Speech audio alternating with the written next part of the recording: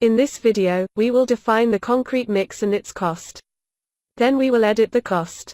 It is very important to save the project file before invoking this tool. Otherwise, the software prompts you to save the file. Concrete Settings tool helps the user to define the concrete mix and its cost.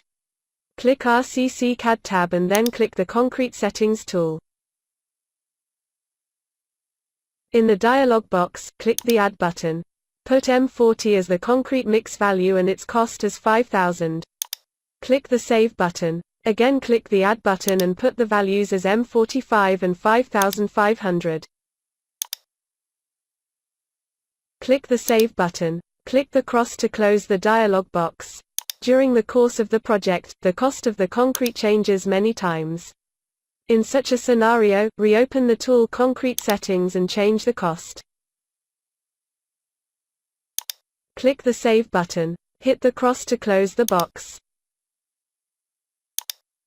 In this way, the user can add more concrete mixes and edit the cost in the Concrete Settings tool. This flexibility of the software, to be able to edit the cost during the execution of the project, helps to predict the perfect cost.